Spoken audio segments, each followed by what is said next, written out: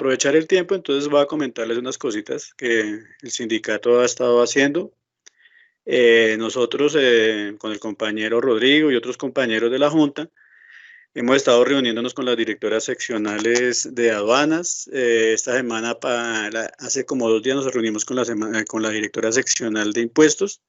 Hemos estado llevándole pues diferentes temas que pues de todas maneras son de todas las diferentes áreas, como la carga laboral que pues de todas maneras afecta a toda la entidad, ¿no? Está afectando a toda la entidad, entonces nosotros le hemos llevado eso, hemos llevado también otros temas como una cuestión de la parte de bioseguridad que hemos visto en la seccional de aduanas, y pues nos han recibido allá muy bien y han tratado pues de resolvernos esos temas. Con la directora seccional de aduanas quedamos en que miraran la parte de bioseguridad en carga. El compañero Rodrigo, y allá como hay otros compañeros como Rodrigo, como el compañero Oscar Padilla, el compañero Libardo, ellos están como pendientes allá de todas maneras de que esas cosas se vayan cumpliendo, y nosotros de todas maneras estamos ahí también pendientes de otra reunión, pues para mirar a ver qué se ha resuelto sobre ese tema, ¿no? Con la directora seccional de aduanas también llevamos la parte de la carga laboral que está llevando ahorita en algunas áreas, que hay compañeros, digamos, que son afiliados y que están en esas áreas.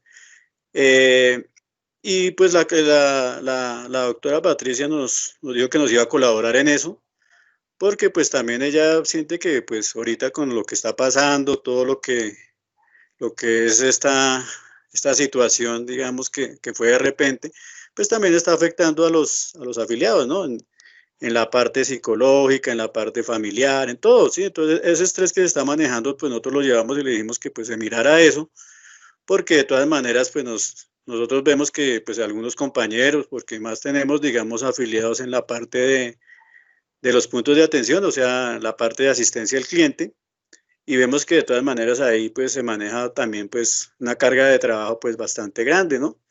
Y pues de todas maneras, como han sacado compañeros de ahí para diferentes áreas, como devoluciones, como recaudo, entonces nosotros hemos visto que pues la carga de trabajo pues ha aumentado en esas áreas, y pues nosotros necesitamos pues que también pues nos colaboraran en eso, porque pues hay compañeros que pues tampoco, pues son 8 horas y uno ve que se está trabajando más de esas 8 horas, entonces pues nosotros llevamos ese tema.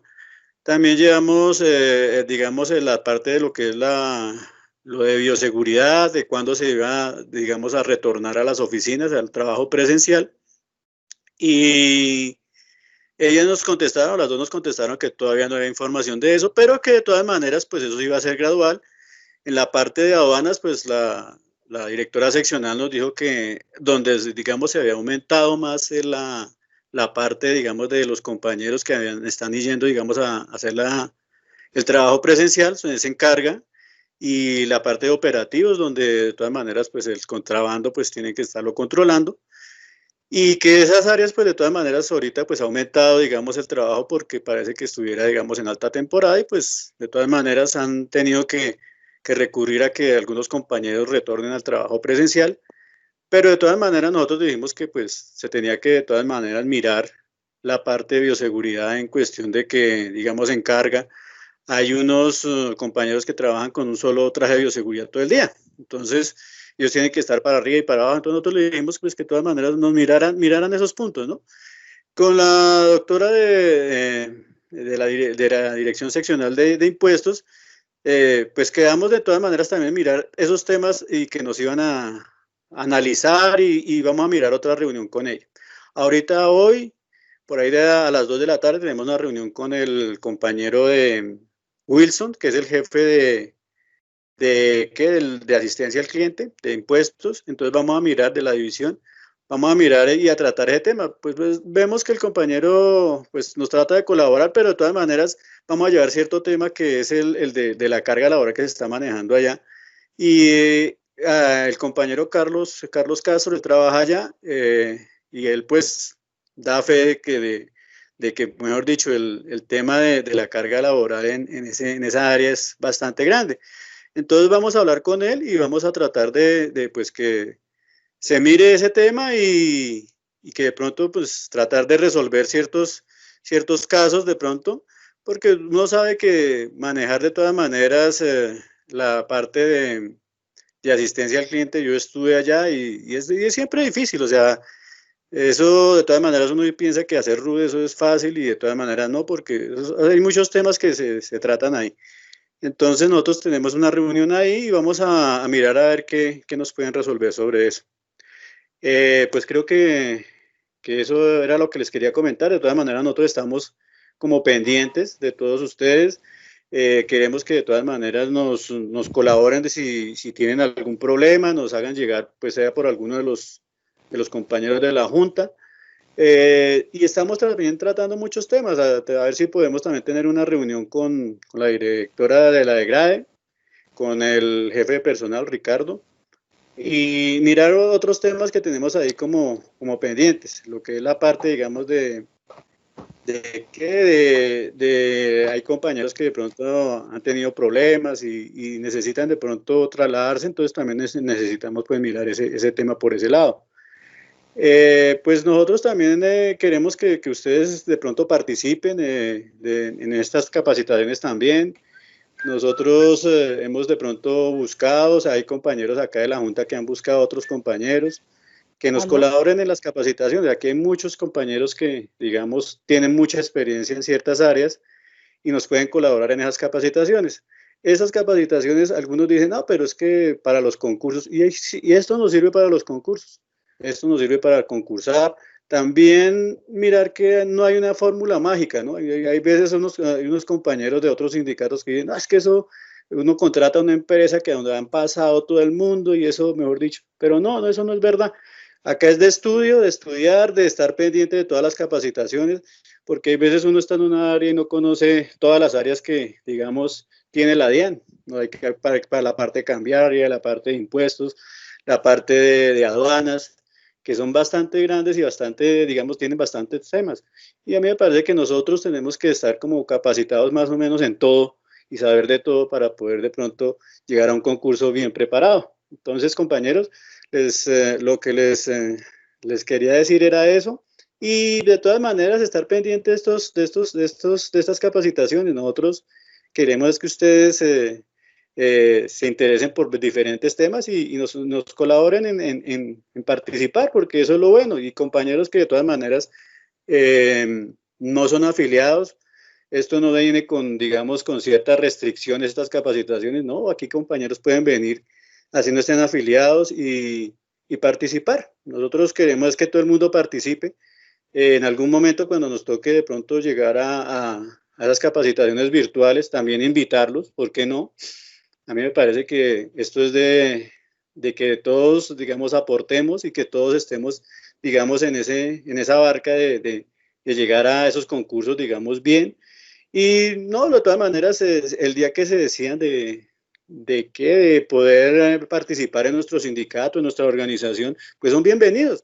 De todas maneras, nosotros tampoco es que, digamos, en estas capacitaciones, digamos que tenemos que, no, que es que tienen que afiliarse. No hay problema. Hay compañeros que han estado varias veces y se decidieron en participar en nuestra organización, entonces me parece muy bien y son bienvenidos, les damos la bienvenida. Y el día que también se quieran retirar, también, pues, se les hace el retiro. Nosotros acá no vamos a tener a nadie que no quiera estar en nuestra organización, pero de todas maneras, pues nosotros queremos que se queden, ¿no? Ese es el objetivo, que todo el mundo se quede con nosotros y participar. Aquí todo el mundo puede colocar un granito de arena para construir este sindicato. Lo hemos estado haciendo con compañeros como el compañero Osvaldo, que el compañero no pertenece a la Junta, pero es un compañero que nos ha estado colaborando en muchas cosas.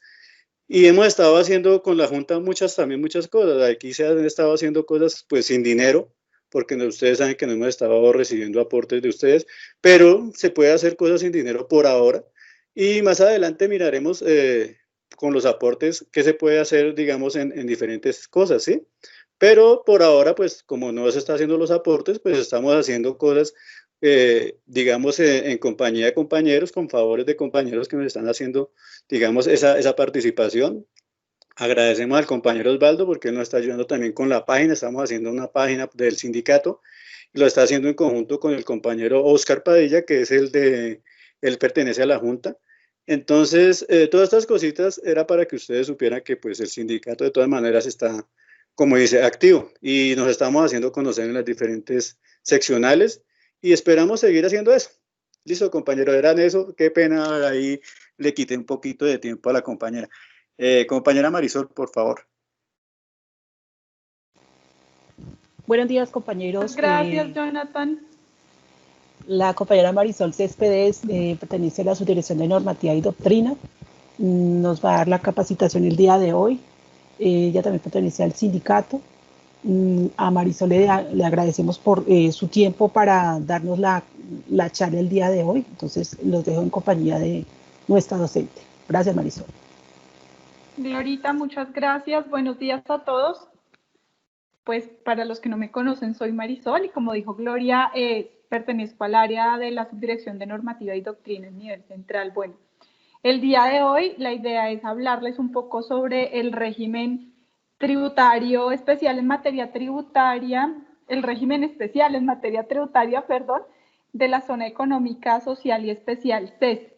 Entonces voy a compartirles mi pantalla, por favor me avisan si ven bien las diapositivas. Y les pido, porfa, si van teniendo alguna duda, me interrumpen, no hay ningún problema, ustedes me interrumpen y vamos resolviendo ahí las preguntas que tengan.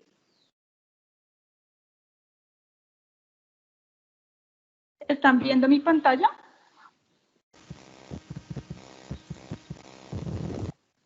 Y salió presidente. Sí, señora. Listo, muchas gracias por confirmarme. Como estoy compartiéndola, pues no voy a poder ver los nombres de quienes me van hablando, entonces por favor les pido que me disculpen en ese sentido. Bueno, el régimen tributario especial en materia tributaria, régimen especial en materia tributaria, para la zona social especial CESE fue creado por la Ley 1955 de 2019. Esta es la ley del Plan Nacional de Desarrollo del Gobierno actual, en el artículo 268.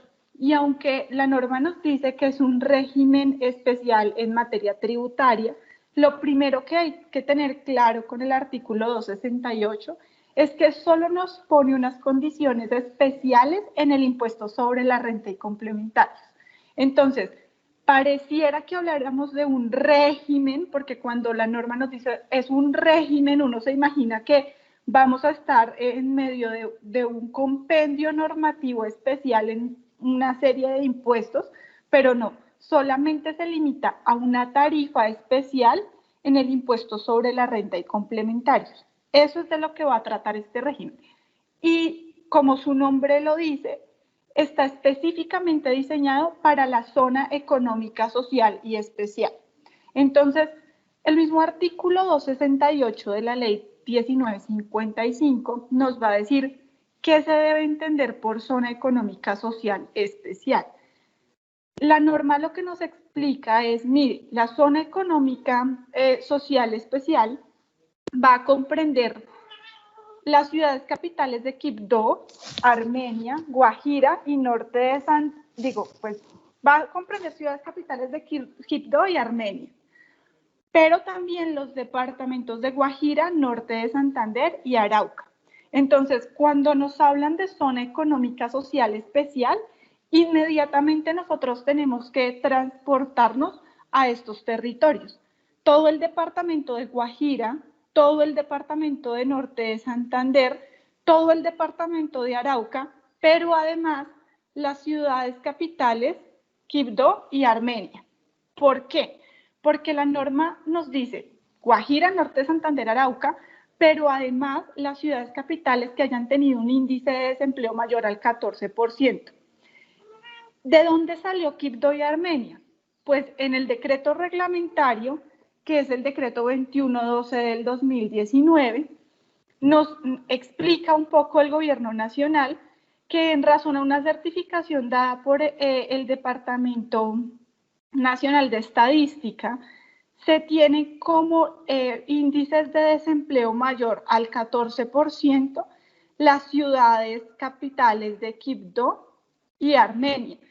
También en la certificación del DANE, esto es importante, aunque no trasciende en la aplicación de la norma, en la certificación del DANE, otra de las ciudades que cumplía con ese índice de desempleo superior al 14% era la ciudad de Cúcuta. Pero como Cúcuta hace parte del departamento de Norte de Santander, pues no había necesidad de hacer una inclusión adicional a lo que ya decía el artículo 268. ¿Listo? Entonces, en principio, el régimen cese nos va a limitar a esa zona geográfica. Es decir, dentro de los factores de aplicación de la norma está restringido por el factor territorial. Solamente en esos territorios vamos a hablar de la zona económica y social especial. Y cuando la ley nos hace referencia a la zona económica social especial, tenemos que entender únicamente que son estos territorios. Ahora, ¿qué otro requisito, qué otra palanquera nos pone el 268? Básicamente el 268 tiene una finalidad y es buscar que las sociedades que estén constituidas o se constituyan en esa cese generen empleo, aumentando la inversión y así mejorando la calidad de vida de todos los habitantes de esas zonas.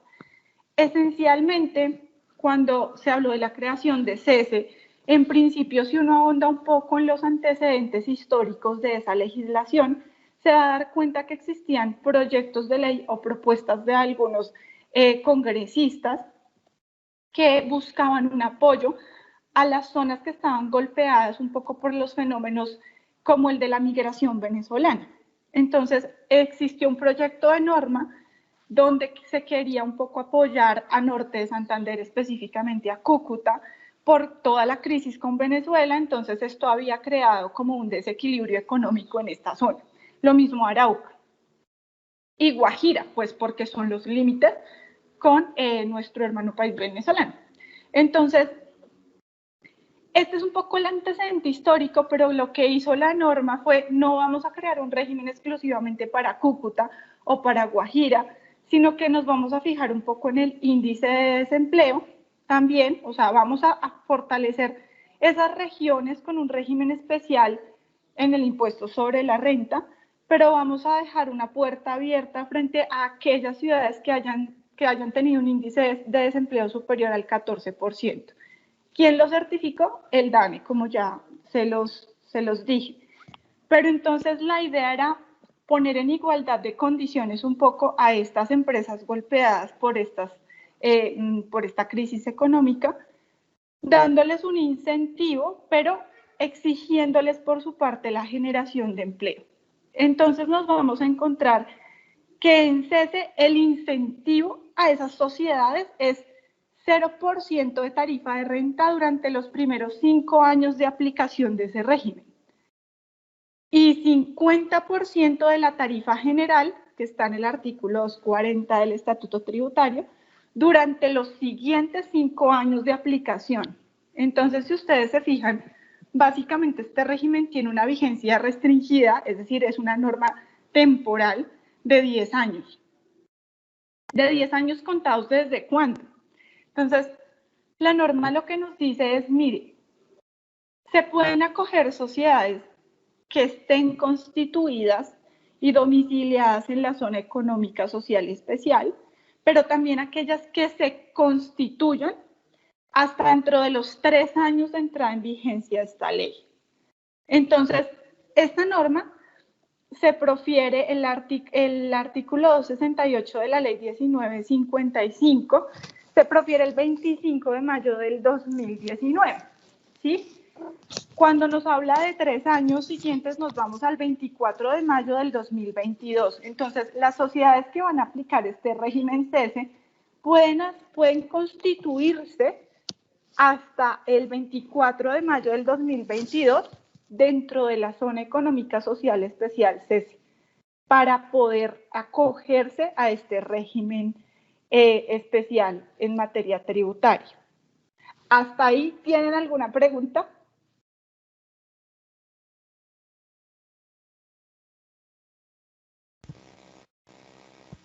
Mari, no hay preguntas por ahora. Gracias, Glorita. Vale, entonces, Si ustedes se dan cuenta, es como un tiempo perentorio para poder acogerse a esta norma. Ahora, las empresas que ya venían constituidas pueden empezar a aplicarlo desde el año grabable 2020, o sea, el año en el que estamos, ya que esta norma pues entró en vigor el 2019 y por afectar directamente la tarifa del impuesto sobre la renta, que tiene una periodicidad anual, pues solamente podría aplicarse desde el año grabable 2020 para poderlo coger completo. Bueno, ese es el incentivo, pero ahora, ¿cuáles son los límites o los requisitos en estricto de este régimen? Los requisitos en estricto es que sean sociedades. Entonces, ese es nuestro primer requisito, así que no podemos evadir, no lo podemos interpretar nada. La norma solo fue dada para sociedades, no personas naturales, solo sociedades. Constituidas o que se constituyan. Entonces, constituidas, listo, usted estaba constituida allí en la CESE, perfecto. Usted se va a constituir en la CESE, perfecto. Tiene hasta el 24 de mayo del 2022 para constituirse. Ahora no, que yo estoy constituido en Bogotá, pero entonces quiero acogerme al régimen, entonces cambio de domicilio. No, señor, no se puede. Tendría que constituir una nueva empresa ya en la zona económica social especial, pero usted no puede trasladar su domicilio porque no le va a aplicar el régimen CESI, porque esa no es la idea de la norma. La idea es incentivar precisamente la inversión y las empresas o sociedades que ya estaban constituidas allí en estos territorios. Segundo requisito, o tercero, porque uno, que sean sociedades, dos, que se constituyan o que se hayan o que estén constituidas allá. Tercero, desarrollo de la actividad económica principal. Entonces, acá viene una historia bien importante.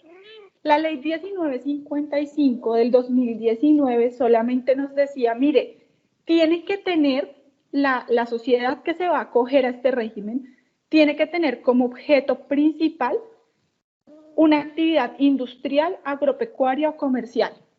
Pero si ustedes se dan cuenta, en la diapositiva que les estoy mostrando, hay otra actividad, otras dos que son turísticas o de salud. Entonces ahí uno dice, bueno, ¿por qué? Pues esto en razón al cambio legislativo. Resulta que la ley 2010, y por eso me voy a devolver un poco a la diapositiva a las diapositivas anteriores. Si ustedes se dan cuenta, cuando yo les mostré esta presentación de marco jurídico, teníamos estas tres normas. La ley 1955, que es la que crea el régimen, entonces, para tenerlo un poco más claro, la ley 1955 crea el régimen. El decreto 2112 del 2019 reglamenta ese régimen. Pero la ley 2010 del 2019, perdón, no, es del 2019. Ley 2010 del 2019, ¿cierto? La ley 2010 del 2019 modifica este régimen. Entonces, a pesar que es un régimen muy nuevo, ha tenido modificaciones en su estructura de creación. No en la reglamentación, sino en su estructura de creación. ¿Por qué? Vuelvo a la diapositiva en la que estaba. Pues porque en principio la ley 1955 solo nos decía que las actividades que iba a cubrir este régimen iban a ser la industrial, la agropecuaria y la comercial. Pero lo que hizo la ley 2010 fue ponernos las actividades turísticas o de salud. Ese fue el gran cambio que nos hizo en el régimen la ley 2010. Incluyó estas dos actividades adicionales al régimen tributario CESI. Entonces, ya tenemos un espectro mucho más amplio en actividades económicas que van a poder aplicar este régimen. Actividad industrial, agropecuaria, comercial, turística o de salud. Eso como actividades principales. Pero eso no quiere decir que las sociedades no puedan desarrollar unas actividades secundarias. Claro que pueden seguir desarrollando sus actividades secundarias, que no necesariamente tienen que ser industriales, agropecuarias, comerciales, turísticas o de salud. Lo importante es que el desarrollo de la actividad económica principal sí se enmarque en estos sectores económicos, en estas actividades económicas. Perdón. Ahora, lo otro importante es que si bien pueden desarrollar actividades secundarias que no sean industriales, agropecuarias, comerciales, turísticas o de salud, sí tienen que desarrollarlas dentro de la CESI. Entonces, eso sí es un requisito sine qua non inevitable en la norma, exigible completamente. Es muy claro el artículo cuando nos dice, mire, toda la actividad económica se tiene que desarrollar dentro de la CESI, desde la CESI. Entonces, ahí vamos a tener una diferenciación que nos trae la misma norma y es, se considera actividad económica secundaria la comercialización de bienes fuera del territorio de la CESI, siempre y cuando los bienes materia de comercialización provengan del desarrollo de las actividades industriales o agropecuarias, sean producidos por el mismo contribuyente dentro de la CESE para ser vendidos o despachados en la CESE o destinados a lugares del territorio nacional o del exterior y correspondan con la actividad económica principal. Entonces, una industria, por lo menos de textiles, que esté funcionando en la ciudad de Cúcuta, va a ser una actividad industrial, una actividad económica principal industrial, tiene que ser la que más le deje ingresos a esta sociedad para ser considerada su actividad principal, así nos lo define el decreto reglamentario. Pero yo puedo vender esos textiles desde Cúcuta hacia el exterior o incluso hacia otros lugares que no sean considerados zona económica social especial dentro del territorio colombiano. Lo importante es que esa actividad de comercialización no se vuelva la principal, o sea, que mi actividad principal siempre sea esta industria de textil y no la comercialización de los mismos. Pero sí puedo hacerlo como una actividad económica secundaria. Mi actividad económica secundaria puede ser esa comercialización de bienes fuera del territorio de la CESI. Lo mismo en las actividades agropecuarias. Entonces, yo puedo tener un cultivo de café en Armenia.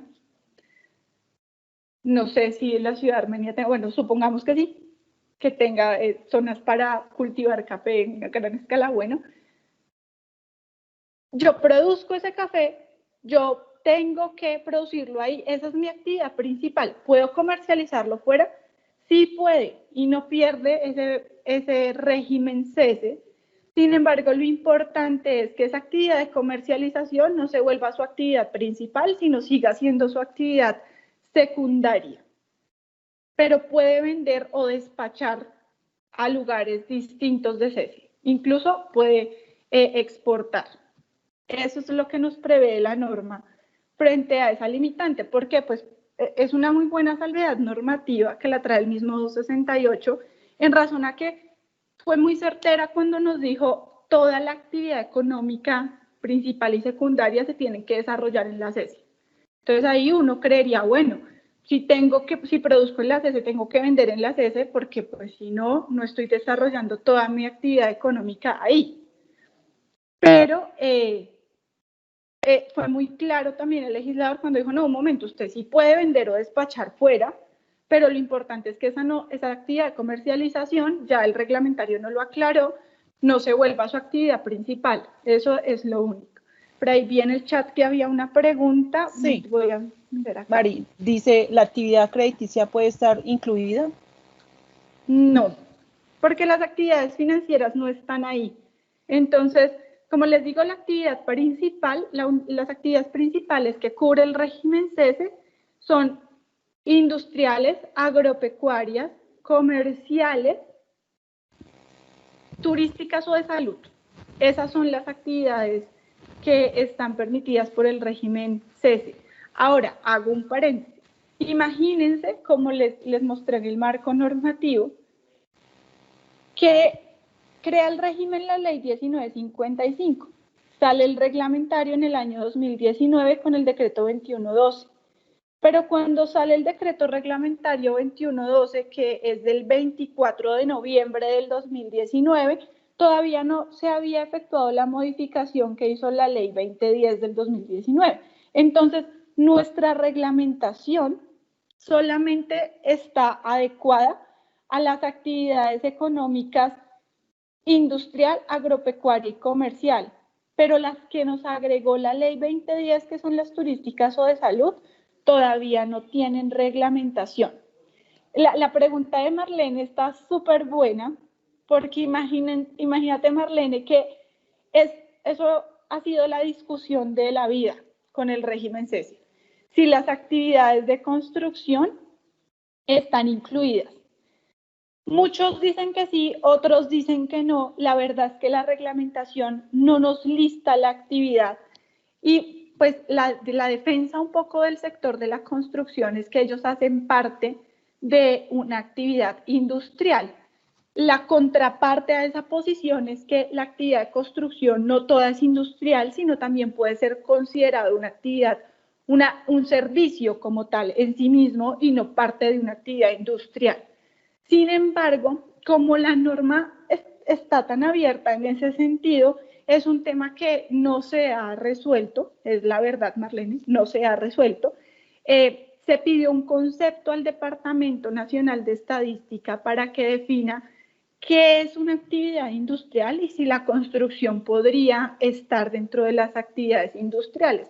Porque lo que nos dice el decreto 2112, con la definición de las actividades, son actividades industriales las actividades realizadas sucesivamente y de manera planificada a través de uso de materias primas, insumos, maquinaria, equipo, recursos humanos, tecnológicos y o servicios para la transformación y obtención de bienes que podrán ser vendidos y despachados en la misma sede. Entonces, uno podría decir, bueno, una constructora que se dedica a construir unidades residenciales ejecuta una actividad industrial. En ese orden es la defensa del sector de la construcción para poder incluirse en el régimen CESE. Pero de otro lado, la actividad simplemente si yo contrato una persona que me pinte el apartamento, eso no es una actividad de construcción, es un servicio. O una persona que me remodele la cocina, eso no es una actividad de construcción, no es una actividad industrial, sino un servicio. Entonces, esa es un poco la dificultad con las actividades de construcción, que al ser un escenario un poco complejo, pues un poco no, muy complejo en realidad, y al no tener la legislación, una definición, la legislación especial en materia de zona económica social especial, una definición de las actividades de construcción, pues está sujeto a que el Gobierno Nacional en la próxima reglamentación que está ya en curso para las actividades turísticas o de salud nos precise si esa actividad puede enmarcarse dentro de las industriales. Dentro de la Subdirección de Normativa y Doctrina no existe un pronunciamiento oficial respecto a esa pertenencia de las actividades de construcción. Les estoy un poco contando el problema que se ha presentado dentro de la subdirección en general de la aplicación normativa, un poco los gremios preguntando, bueno, si entra, no entra, ¿qué es? Y la verdad es que desde la interpretación nos hemos acercado un poco a la postura que les estoy contando y es, miren, una industria es eso como, una industria de la construcción es eso como las grandes constructoras que venden las unidades, pero no podemos asimilarlo a una actividad de servicios.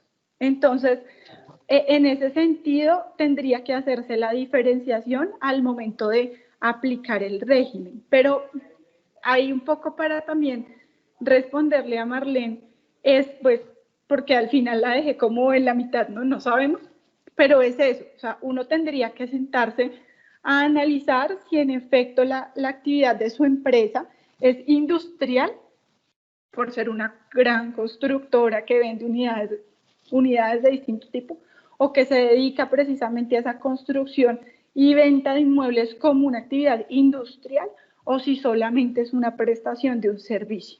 Eso viene siendo, sin embargo, pues estamos a la espera del pronunciamiento del Departamento Nacional de Estadística para que nos dé luces de cómo interpretar este concepto. Ahora, eso en el caso de la actividad de construcción. Las turísticas y de salud, como les digo, todavía no hay una reglamentación, entonces pues no hay manera de resolver todavía exactamente qué se puede entender. Ahí como para darles un avance, lo que entiendo que el Ministerio de Comercio está intentando desarrollar frente a la definición de estas actividades es atarlas al Registro Nacional de Turismo y a pues, todas las empresas prestadoras de servicios de salud. Eso es. Bueno, entonces ya tenemos que, tienen que ser sociedades, tienen que funcionar en cese, tienen que tener las actividades principales listadas en la norma, además tienen que ejercer completamente esas actividades económicas dentro de la zona, pero además, y ahí es donde está el requisito de empleo, tienen que demostrar un aumento del 15% del empleo directo generado, tomando como base el promedio de los trabajadores vinculados durante los 2 últimos años, el cual se debe mantener durante el periodo de vigencia del beneficio. Entonces, este es un poco la contraprestación de la norma, ¿no? Porque uno también dice, bueno, una tarifa cero en renta es un incentivo grandísimo, porque la tarifa general de renta está en el 32% este año, si mi memoria no me falla, 32 o 33, según el 240.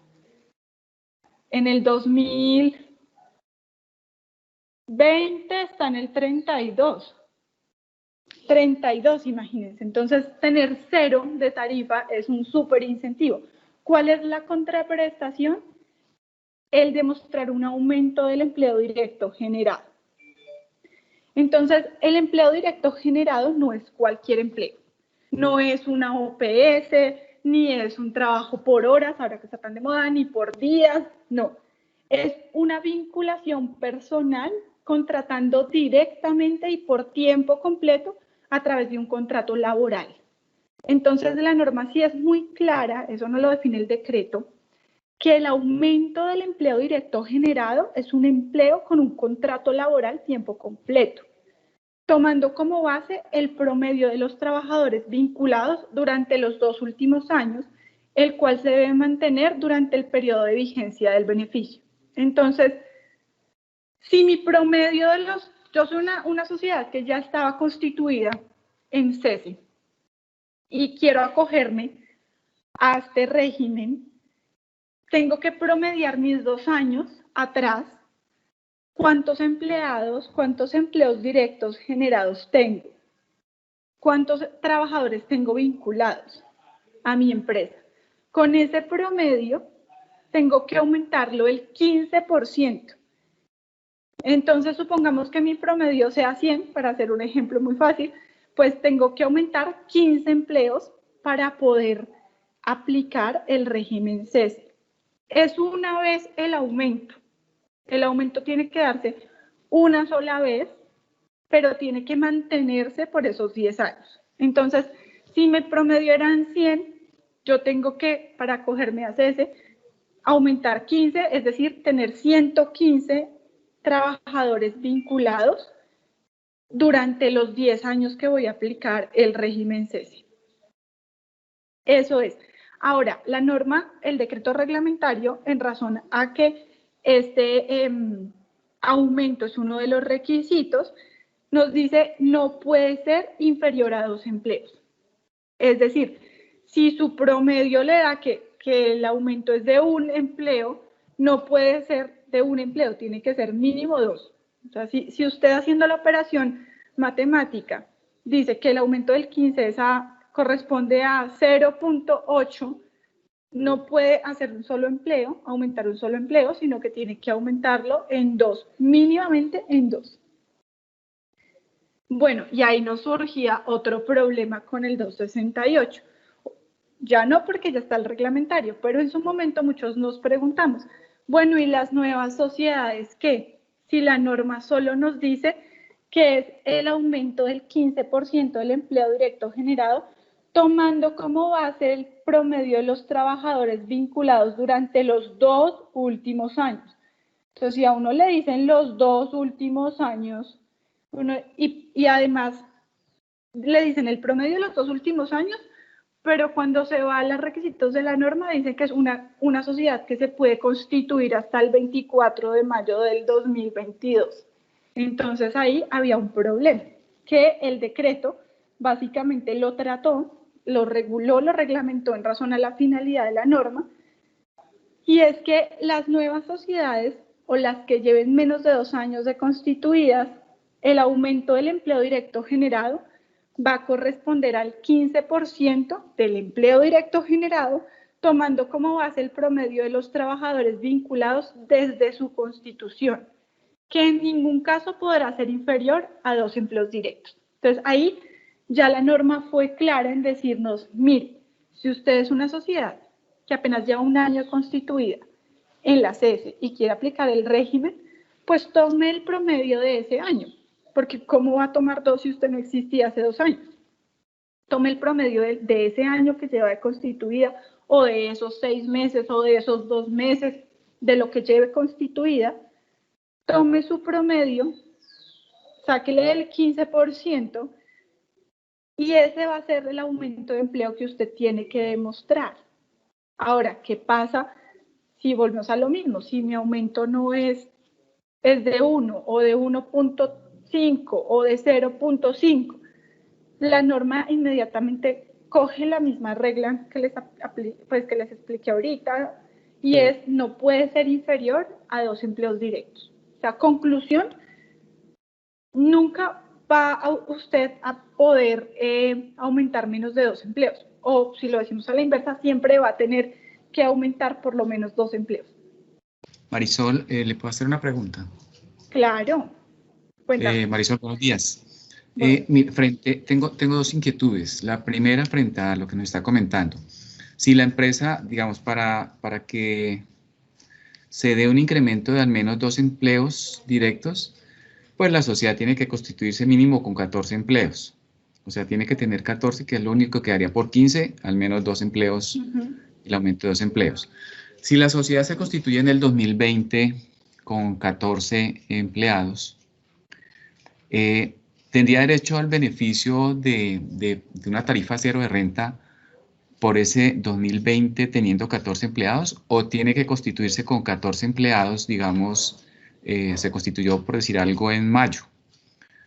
¿Tendría que durante el periodo de mayo a diciembre pasar a 16 para tener derecho al beneficio, o se entendería que por el primer año que se constituye tiene 14 empleados y tendría derecho al beneficio?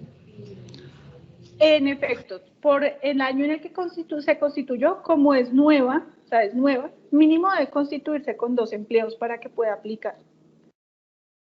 Porque la norma no nos dice que tiene que constituirse y aumentar el empleo, sino que el aumento del empleo directo generado corresponde al 15% del promedio, pero como yo no tengo promedio por ser nueva, lo que hizo el reglamentario fue decirnos mínimo son 2 empleos. O sea, se constituye y tiene que tener mínimo 2 empleos.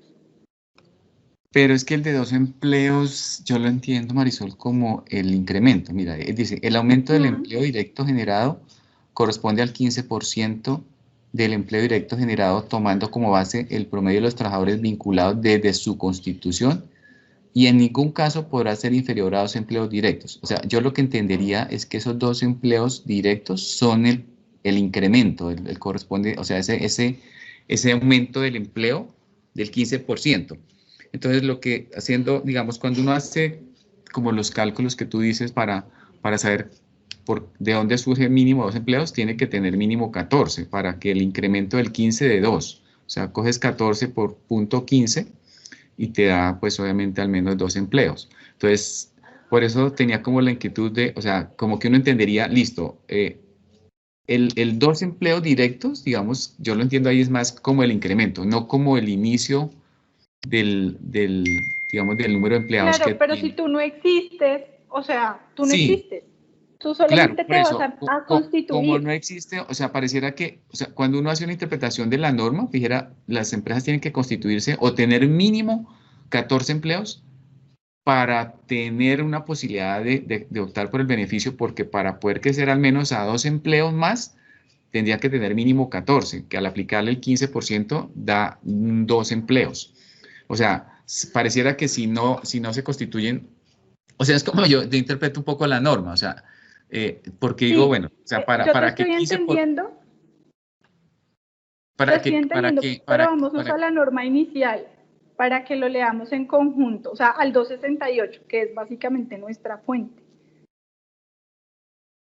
la otra inquietud que tenía era frente a la actividad comercial, porque con lo que, digamos, nos explica, yo lo que entiendo es que esa actividad comercial pareciera que no es la principal, no puede ser nunca la principal con lo que nos dijo hace un momento, teniendo en cuenta que la actividad comercial surge, es como la opción de comercializar aquello que ese agricultor produjo o que ese industrial produjo, más no, o sea, no como la posibilidad de que una empresa se constituya en estas zonas y diga, yo compro y vendo y tengo derecho al beneficio. O sea, con lo que nos acabo de decir en la lámina anterior, pareciera, o sea, lo entendí como, listo, no, esa actividad comercial que pareciera que fuera la principal, ya deja de ser la principal, sino se convierte en una secundaria, porque esa comercial tiene sentido en la medida que va a vender los productos que constituyó o que elaboró esa empresa o que cultivó en el caso de agropecuario.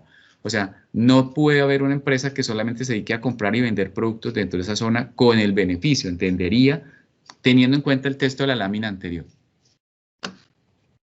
Listo, vamos con la 1 primero. Con la pregunta 1 nos tenemos que ir al artículo 268, que es nuestra fuente normativa.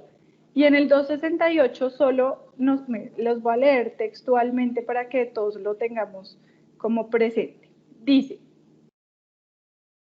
este régimen aplica a las sociedades comerciales que se constituyan en cese dentro de los 3 años siguientes a la entrada en vigencia de la ley, bajo cualquiera de las modalidades definidas en la legislación vigente, o las sociedades comerciales existentes que durante ese mismo término se acojan a este régimen especial y demuestren un aumento del empleo del 15% del empleo directo generado, tomando como base el promedio de los trabajadores vinculados durante los 2 últimos años, el cual se debe mantener durante el periodo de vigencia del beneficio y cuya actividad económica principal consista en el desarrollo de actividades industriales, agropecuarias o comerciales, de servicios turísticas o de salud, que fue la adición que nos hizo la 2010. Entonces, si se fijan, cuando ella nos habla del régimen, dice, o las sociedades comerciales existentes que durante ese mismo término se acojan al régimen y demuestren un aumento del 15% del empleo directo generado. Es decir, la norma nos dice, este régimen aplica a las sociedades comerciales que se constituyan dentro de los 3 años siguientes a la entrada en vigencia de la presente ley. Listo. Y luego nos dice, o las sociedades comerciales existentes que durante ese mismo término se acojan a este régimen especial y demuestren un aumento del 15% del empleo directo generado. Entonces, desde ahí partimos que el aumento del empleo directo generado con el promedio de los 2 años nos va a aplicar para sociedades constituidas. Pero para las sociedades que se constituyan nuevas, ese aumento del empleo directo generado va a tomar como base el promedio de los trabajadores para ese 15% o mínimamente tienen que constituirse con 2 empleos.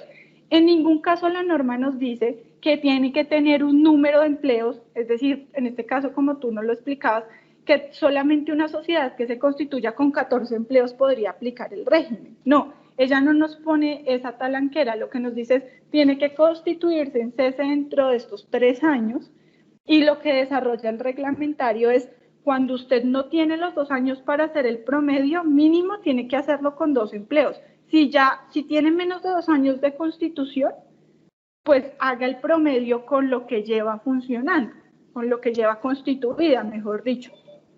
Pero si usted es nueva, mínimo arranque con 2 empleos. Eso es lo que nos estaba básicamente exigiendo el 268. En ningún caso lo limitó a que solamente fueran sociedades con cierto número de trabajadores vinculados antes, o que se vincularan con cierto número de trabajadores. No sé si ahí respondo tu pregunta. Sí, gracias. Y ahora por el otro lado, la actividad comercial, esta norma, esto es copia textual de la norma, es esto, se considera actividad económica secundaria. Entonces el decreto 2112 nos trae en el artículo 1, pues que en realidad es el 1.2.1.23.2.1 del TUR, lo que se debe entender por actividad económica secundaria. Entonces nos dice, actividad económica secundaria. Las actividades económicas secundarias son las demás actividades económicas diferentes a las principales que sean desarrolladas por el contribuyente dentro de la CESI. Se considera actividad económica secundaria la comercialización de bienes fuera del territorio de la CESI, siempre y cuando los bienes materia de comercialización provengan del desarrollo de las actividades industriales o agropecuarias, sean producidos por el mismo contribuyente dentro de la CESE para ser vendidos o despachados en la CESE o destinados a lugares del territorio nacional o del exterior. Entonces, si ustedes se dan cuenta, aquí solamente nos está hablando del desarrollo de actividades principales industrial o agropecuario, porque la actividad económica principal de comercial está aparte. O sea, las actividades económicas permitidas por la CESE, las actividades económicas principales permitidas por la CESE, van a ser industriales, agropecuarias y comerciales. Pero el problema de la comercialización venía en las industriales y agropecuarias, porque si usted es comercial, pues simplemente es comercial y ya. ¿Por qué? Porque el mismo artículo nos define actividades comerciales.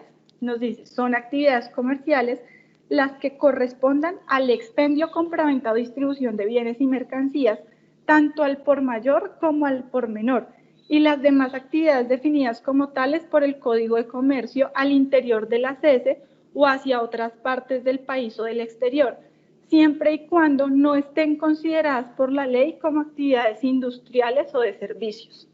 Entonces, la actividad comercial per se sí puede ingresar al régimen CESE como actividad principal, pero cuando mi actividad principal, cuando yo aseguro que mi actividad principal es industrial o agropecuaria, yo puedo ejercer la actividad de comercialización como secundaria, pero esta no se me puede volver la principal, y si no, inmediatamente ya soy retirado del régimen por estar incumpliendo, porque estoy informando algo que no es. Entonces ponga una actividad comercial como actividad principal, porque esa sería su principal. No sé si ahí te respondo. Gracias, sí, señora. Listo. Entonces, bueno, pero están súper chéveres esas preguntas, me gusta eso. Ahora, entonces ya teniendo un poco claro los requisitos, nos damos cuenta que lo que busca CESE en realidad es, uno, que se constituyan más sociedades en la zona económica social especial. Dos, que las sociedades que ya están tengan un beneficio para aumentar su empleo. O sea, ese incentivo de disminuirle la tarifa de renta es con el único fin que por favor aumenten ese empleo para poder aplicar este régimen. Las sociedades siguen siendo contribuyentes del impuesto sobre la renta. Esto es un punto muy importante porque es una pregunta constante en realidad, y es bueno, pero si yo soy CESE, yo no soy contribuyente de renta porque yo soy régimen CESE, ¿no? Usted sí es contribuyente de renta.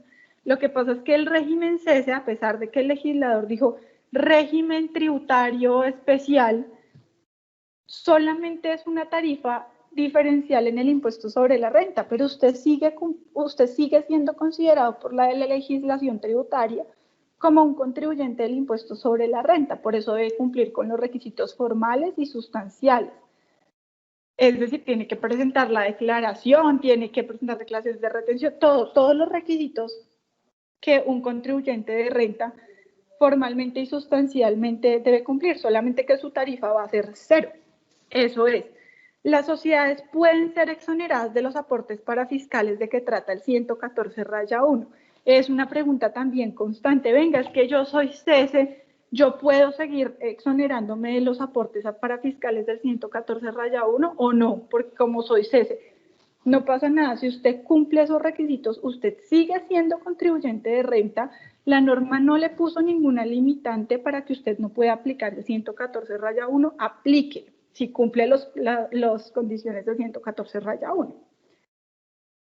Que yo soy zona franca, ¿puedo aplicarse la misma respuesta? La norma no puso una talanquera para eso, entonces no hay manera en que la interpretación jurídica o el gobierno nacional le restrinja eso cuando el legislador no lo puso textualmente en la ley. Las sociedades deben mantener los requisitos los 10 años de aplicación del régimen. Eso es importante. O sea, yo no puedo decir, bueno, yo me acojo este año, 2020, pero como estamos en pandemia, pues nada, no pude mantener mi empleo el otro año. Me gasté todo este año manteniendo el empleo para ganarme esa tarifa 0 en renta, pero el otro año no sigo, pero el próximo año vuelvo y entonces sí sigo aplicándolo. No, es un régimen constante. Usted entra y cumple por los 10 años o en el momento en que incumplió, perdió el régimen. Lo perdió y tiene que volverse a la tarifa general de renta, que es la del 240. Y esto es importante. El régimen cese se aplica directamente por la sociedad. No, Marisol, no es donde me inscribo, señor. Disculpe una pregunta con la lámina Sí. anterior. Sí. No sé si la puede regresar, por favor. Ya la regresé. Ah, bueno, yo sigo viendo la nueva. Listo. Entonces, mire, en la anterior decía, las sociedades deben permanecer, dice, las sociedades deben mantener los requisitos, los 10 años de aplicación del régimen. Yo lo que entendería es que si quiere obviamente tener el beneficio de esa tarifa 0 por los primeros 5 años y esa tarifa del 50% por los últimos 5 años, debe cumplir siempre ese beneficio, ese requisito, digamos, de ir incrementando el empleo cada año un 15%, ¿cierto? No, es una sola vez. Ah, es solamente una vez, o sea, es solo una vez y mantenerse ahí durante el tiempo que quiera coger el beneficio. Sí, exacto. Pero en el evento mantener esos empleos. Perfecto, si cumplió con ese requisito durante los 3 primeros años, en esos 3 primeros años, él tendría una tarifa 0 en renta y ya presentó su declaración de renta con tarifa 0. En el 4º año, él despide o por alguna razón retira unos empleados y ya no cumple con el incremento que le haya dado el beneficio. Hasta ahí llegaría el beneficio o sea, hasta ese 3er año, ya a partir del 4º año vuelve a una tarifa normal, a una tarifa de renta normal y ya no está dentro del beneficio. O si en el 5º o en el 4º año podría estar diciendo, listo, usted no cumplió el beneficio, ya usted tiene que tributar la tarifa, la que sea de ese año, el 30, el 31, lo que fuere. Y a partir de ahí sigue siendo un contribuyente de tarifa renta normal. O si de pronto en el 5º año hace un incremento otra vez de empleos y vuelve digamos, como a cumplir con ese beneficio, ¿podría a partir del 5º año tomar el beneficio? No, no puede. O sencillamente ya tuvo beneficio 3 años sí, y ya lo pierde. Y lo perdió. Usted incumplió un requisito, lo perdió y ya no puede volver a hacer cese. Perfecto. Eso es lo que pasa con este régimen. Básicamente es muy buen régimen, pero usted falla un año y nunca más puede volver a aplicarlo en lo que queda de vigencia del régimen. Sí, tiene mucha lógica porque el objetivo es fortalecer el empleo. O sea, la razón de ser de ese régimen es, digamos, como es donde hay un índice de desempleo alto, lo que se busca con esa empresa es que diga, usted está apoyando para que ese empleo de esa zona mejore. Y por lo tanto, por eso le damos un beneficio tan alto. O sea, a cambio de vincular empleados, él va a tener una tarifa 0 o una tarifa del 50. Pero entonces estaría solamente con el beneficio durante los años que cumplió y a partir de ahí vuelve a su régimen normal de renta. Exactamente, sí, señor. Bueno, gracias. Así es. No, usted. Bueno, entonces, hasta ahí, bueno, queda un poco claro. Esta es nuestra nueva slide y es, ¿el régimen CESE se aplica directamente por las sociedades? Sí, se aplica directamente por las sociedades. Muchos empezaron a preguntar cuando el Ministerio de Comercio lanzó este programa en la Zona Económica Social Especial, ¿dónde me inscribo? ¿Dónde paso? ¿Qué formulario es? ¿A quién le llevo mi cálculo de empleos? Y la respuesta es, en la norma solamente dice, quienes se vayan a acoger al régimen CESE tienen que cumplir estos requisitos y aplicarlos. O sea, básicamente no hay que hacer ningún trámite para que la DIAN o Hacienda o Comercio les valide, sí, usted tiene derecho, tome. No es como en régimen tributario especial de la ESAL, por ejemplo, que tienes que calificarte. No, acá no. Usted evalúa juicioso en su empresa que cumpla los requisitos, hace el cálculo y lo empieza a aplicar. ¿Cuál es su obligación? Tiene que suministrar a la DIAN una información anualmente. Pero esta información se suministra a posteriori, es decir, después de que yo ya empecé a aplicar CESE, y el decreto reglamentario sí te dice, para que tú informes que eres CESE, tienes que modificar el RUT y poner ahí que eres CESE. Actualiza tu RUT y pon que tú perteneces al régimen CESE. Esa es la manera de hacerlo público. Ahora, ¿cuál es la obligación como tal de suministrar información? ¿Cuándo se hace? Cada 30 de marzo del año siguiente al año grabable al que aplica el régimen. Es decir, este régimen nace en 2019, pero como es de renta, se puede aplicar durante el 2020. Solamente empieza a aplicar en el 2020. Entonces, una sociedad que dijo en el 2019, bueno, yo en 2020 voy a acogerme a CESE, hizo su cálculo muy juiciosa, aumentó sus empleos directos, todo el 2020, en marzo del 2021, presenta la información. Presenta esa información a la DIAN, pero ya diciendo, mire, yo en 2020 apliqué el régimen CESE. ¿A quién le envía la información? A la división de fiscalización de la seccional de la DIAN a la que corresponda la sociedad. ¿Y qué información es? Tiene que presentar una declaración juramentada del contribuyente ante notario público, donde conste que él mismo se encuentra instalado físicamente en la CESE. Entonces, el representante legal, que es quien tiene pues la representación jurídica de esta sociedad, va a ir ante notario público y va a decir, mire, hágame una declaración juramentada, yo soy esta sociedad, y estoy instalada en CESE, estoy cumpliendo con el requisito de estar constituida e instalada en CESE.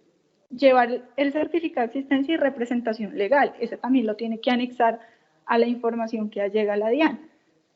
Llevar una certificación firmada por el representante legal, revisor fiscal o contador según corresponda, donde conste el cálculo de empleos, el mantenimiento de los mismos y el desarrollo de la actividad económica. Entonces, se sientan un día el representante legal con su revisor fiscal o su contador y generan un documento donde le explican a la DIAN, mire, yo efectivamente desarrollo la actividad económica principal comercial, estoy ubicado en la CESE, como lo hizo en la declaración juramentada. Además, este es mi cálculo de empleos, tenía tantos empleos hace 2 años, el aumento del 15 lo hice así, lo mantuve, ahí está, lo certifico, lo firmo y lo adjunto a la información que llegó a la DIAN. Tengo que tener actualizado siempre el RUT y tengo que mantener el aumento del empleo directo generado. Entonces, estas dos últimas que ustedes ven acá, básicamente no es una información que se allega a la DIAN, sino es una constante. La información que se allega a la DIAN son estos de acá. Esto es lo que realmente es lo que tengo que enviar a la DIAN anualmente. Esta es una constante, tener actualizado siempre el RUT y mantener el aumento del empleo directo general. Y ahí ya va un poco como la pregunta que nos hacía nuestro compañero, y es, bueno, ¿qué pasa con las sociedades incumplidas? Las sociedades incumplidas son retiradas del régimen, no pueden seguirlo aplicando. No tienen derecho a volver a aplicar el régimen CESE. Yo incumplo una vez y quedo vetado, no puedo volver a aplicarlo. Y están obligadas a aplicar la tarifa general del impuesto sobre la renta de que trata el 240. Eso es básicamente lo que nos dice el decreto 2112 frente a los incumplimientos de las sociedades que están acogidas al régimen CESE. Y ahora, cese en tiempos de COVID.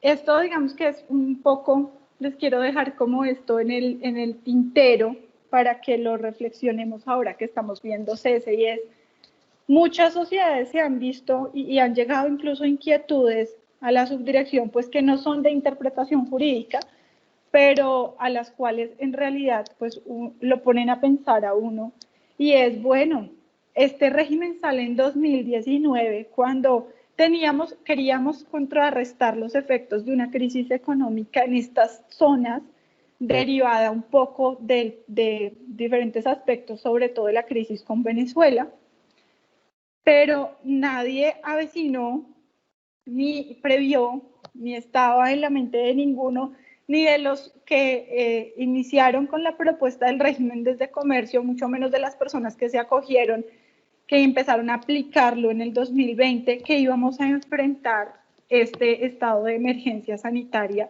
con la pandemia del COVID-19. Entonces, muchos están preguntando, ¿mantengo el aumento del empleo directo generado o me retiro del régimen? Porque ya no puedo hacerlo. Entonces, como para dejárselos a ustedes ahí en materia de reflexión, ¿qué hacer con estas sociedades que quisieron aplicar cese y por temas de pandemia y de emergencia, pues tuvieron que incumplir los requisitos? Según cómo está la norma y jurídicamente, no hay duda que se retiran del régimen, no pueden volver a aplicar. Pero si estuvieran ustedes un poco como intentando hacer algo por ellas, sería proporcional, racional, justificable que existiera una medida que contrarrestara estos efectos y mantuviera este régimen. ¿Será que el régimen pierde sentido? ¿Será que todavía hay empresas que lo pueden sostener o será que no? Es una pregunta que yo estaba preparando un poco esta mañana, la charla con ustedes, viendo como que íbamos a hablar y demás, y llegué a este punto y por eso hice esta diapositiva final. Bueno, ¿qué pasa con cese en tiempos de COVID? ¿Será que sí se cumple la finalidad del beneficio? ¿Será que eso no lo dirán las cifras el siguiente año? Seguramente. ¿Cuántas empresas pudieron en verdad aplicarlo, mantenerlo? ¿Cuántas actualizaciones de RUT se hicieron para aplicar cese después de que se declaró la emergencia?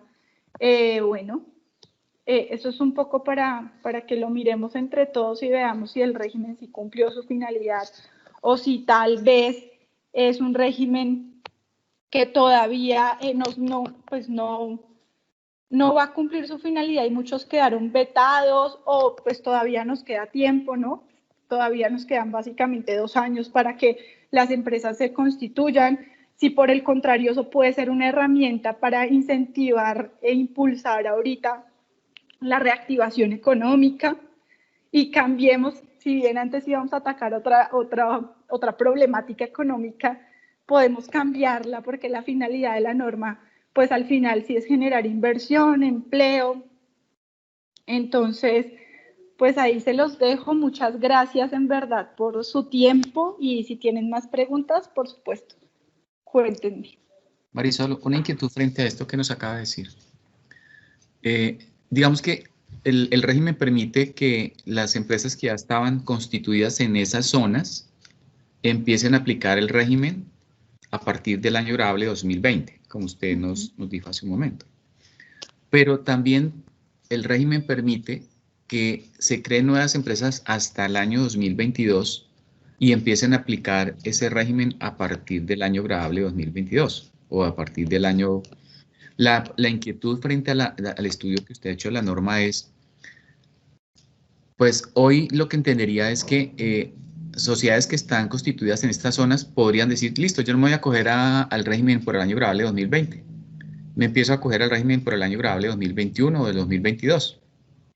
Solo que cuando lo haga ya no voy a tener la posibilidad de 5 años para tener una tarifa cero en renta, porque el año 1 con tarifa cero era 2020, el año 2 con tarifa cero era 2021 y esa sociedad empezó a acogerse al régimen demostrando que incrementó el empleo en el 2022. Por lo tanto, a partir del 2022 él tiene derecho a tarifa cero, pero solo tendría derecho a tarifa cero por 3 años más, ya no por 5, porque el año 1 era... Esa, digamos, interpretación se podría hacer, porque Sí, la que de se crea en el acuerdo. 2022 pues, empieza de pronto en el 2000. Entonces, con esta situación que vive pues, Colombia y el mundo entero, uno podría entender, bueno, esta sociedad dirán, bueno, la situación no nos permite incrementar el empleo, antes nos llevó a disminuirlo o a mantenerlo en el mejor de los casos. Y solamente empezaré a utilizar el régimen en el 2021 cuando obviamente la economía, que esperemos que sea así, empieza a mejorar. Sí, de acuerdo. Esa es un poco la visión que se ha tenido de la norma.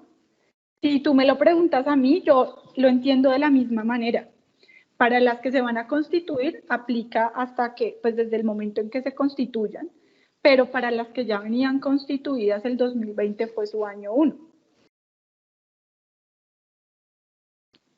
En efecto. Tenía Ok, otra pregunta en el chat, y es si hay alguna limitación para aplicar el empleo directo generado solamente a colombianos, o pueden personas con doble nacionalidad, pueden ser incluso extranjeros que tengan, pues que se contraten laboralmente. La norma no nos habla de ninguna restricción frente a la calidad de las personas que se contratan, si tienen que ser nacionales, extranjeros, o no nos dice nada al respecto. Por ende, lo único que se tiene que demostrar es que en efecto exista una vinculación laboral por tiempo completo. ¿Hay alguna otra pregunta, queridos compañeros? No, Mari, muchas gracias por la charla. Muy interesante el tema y nos despejaste muchas dudas frente a las zonas económicas especiales. Bueno, pues para mí es un gusto, en verdad. Muchas gracias a Jonathan, Osvaldo, a Glorita y a todos los miembros del sindicato. Es un gusto siempre estar en estos días de capacitación, compartir este tiempo con ustedes y poder brindarles un poquito pues de lo que he podido apreciar, estudiar en la subdirección. Cualquier cosa que necesiten a la orden, y pues espero que hayan quedado satisfechos con la zona económica social especial y la capacitación de hoy. No sé si quieren agregar algo más. Muchas gracias. No, muchas gracias. Muy interesante el tema. Muchas gracias. Pues, con mucho gusto. Hasta luego a todos. Que tengan un lindo viernes y un feliz fin de semana. Lo mismo. Gracias, Mari. Marisol. Lo mismo para ti, Mari. Agradecemos tu tiempo. Ella es una compañera que es afiliada y pues le agradecemos porque pues sabemos que es un gran esfuerzo para ella, porque ella tiene pues también su trabajo, su carga laboral. Entonces pues le agradecemos de todas maneras que nos brinde estos momentos, porque pues son muy valiosos para el sindicato. Agradecemos a todos los compañeros. Les comento también que ahí estamos manejando la cuestión del manual de funciones. Hay una compañera, Marta Macías, y la compañera está manejando el tema con otros compañeros de la Junta. Entonces, estamos publicando cositas en el link de los sindicatos para que ustedes lo lean De todas maneras, muchas gracias por la participación a los compañeros que no son afiliados y muchas gracias, compañeros, por estar con nosotros. Le agradecemos a los afiliados también que estén con nosotros. Hasta una próxima oportunidad y estén pendientes para las próximas capacitaciones que estaremos enviando por correo y por el WhatsApp. ¿Listo, compañeros? Que estén bien. Muchas gracias, que tengan una feliz tarde y un feliz fin de semana. Muchas gracias, lo mismo.